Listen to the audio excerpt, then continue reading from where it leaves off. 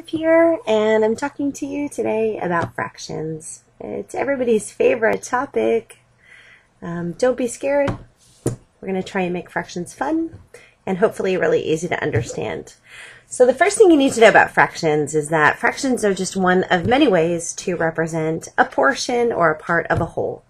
So it's less than a whole number. That's a fraction. We're going to be looking at some of the other ways that we represent this later on in this chapter.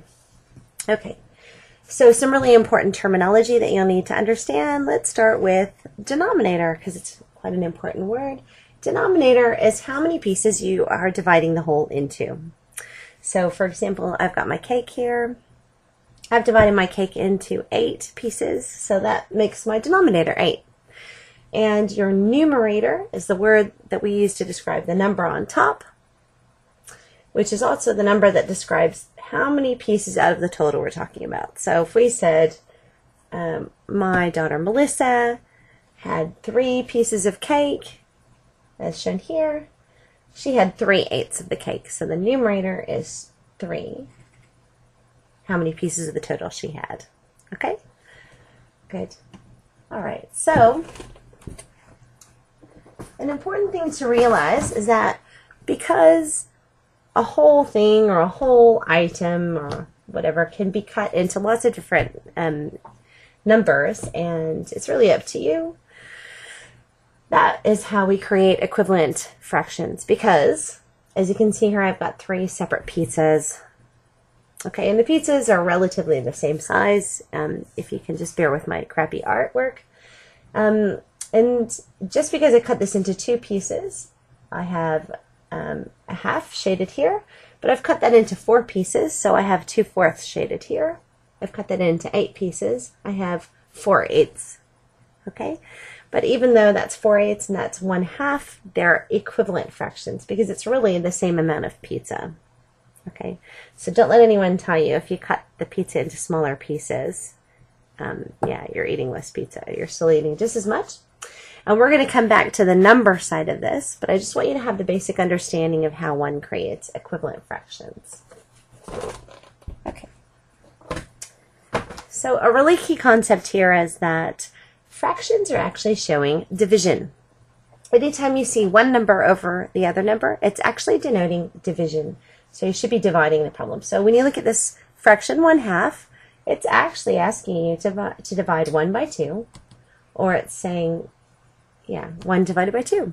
Okay, it's not really obvious based on what we're doing now, but when we go into looking at decimals and percentages, this is a really important concept, because really the way that you convert a fraction into a decimal is to divide the numerator, which is the top number, by the denominator, which is the bottom number.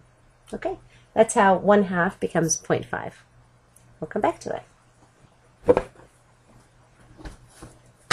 Okay, another bit of vocabulary that you need to know is about the difference between a proper and improper fraction. Now, a proper fraction is just a term for a fraction that's representing less than 1. So it means that the top number, the numerator, is smaller than the bottom number, the denominator. For example, 2/3. Okay, an improper fraction represents a number that is actually greater than 1, so the top number, or numerator, is larger than the bottom number, or denominator. For example, 5/3. Okay, but you can also show 5/3. It can be turned into a mixed number fraction, where you take out the whole number and have it separately. So 5/3 can also be shown as 1 and 2/3. And look, both forms are useful for different things. So it's good to know how to change them back and forth, which is what I'm going to show you now. Okay, so turning an improper fraction into a mixed number fraction, let's go there first. This is a really important concept, key concept. 1 can be expressed as any number over itself in a fraction. So that's because if I had that pizza and I cut it into 8 pieces, 8/8 is still one whole pizza. Okay? So 4/4 or 3/3 or 12/12, it's all going to be 1. Okay? So if we go to this example, 5/4, we can see that 4/4 is equal to 1. So one way that we could calculate that as a mixed number fraction is to take away the 4/4 from 5/4, and then we're left with 1/4. So we know it's 1 and 1/4. But it might be a better technique to divide 5 by 4, because remember, 5 over 4 is asking us to divide. So if you divide 5 by 4, what you'd get is 1 with a remainder of 1. So 1 whole, and then a remainder goes back over the denominator of 4, if that makes sense. So basically, you've got your 1, and then your remainder goes back and is expressed as a fraction over what you were dividing by. And I'm going to just show you a couple more examples if that confused you. Don't worry. Okay, so let's look at some bigger numbers where it's a little bit harder to subtract away. We've got 33 over 4 here. Now remember, 33 over 4 can be expressed as a division problem. So we can look at 4 going into 33, or 33 divided by 4.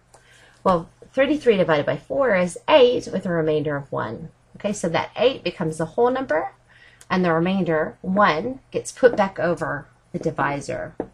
It gets put back over the 4 as 8 and 1/4. Okay, so let's do another one together.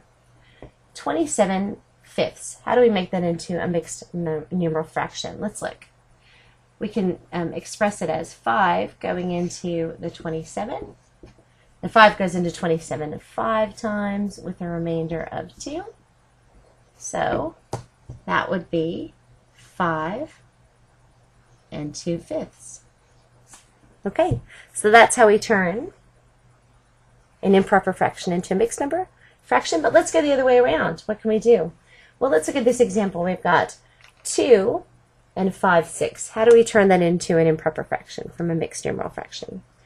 One way to do it is, if you look here, we've got our 5/6, and we know that we have 2 other whole numbers, so they must be 6 over 6. So we could say 5/6 plus 6/6 plus 6/6, which is, 1. Remember we said that that's 1? So 1 plus 1 plus 5/6. So 5 plus 6 plus 6 is 17. So that is 17/6. So 2 plus 5/6, 2/5/6 is the same as 17/6. Okay? Let's do another one together. 3 1/3. How do we turn that into a an improper fraction? Okay, one way to do it is we can say, well, I've got 3 whole numbers, so that's 3 over 3, 3 times. But it gets a bit lengthy. So another way you could do it is you can actually divide. So you could say 3 times 3 is 9, and then add that to the remainder. So you could say 10/3. So what I did here is I multiplied the denominator by the whole number to get 9, and then I added it to what was the remainder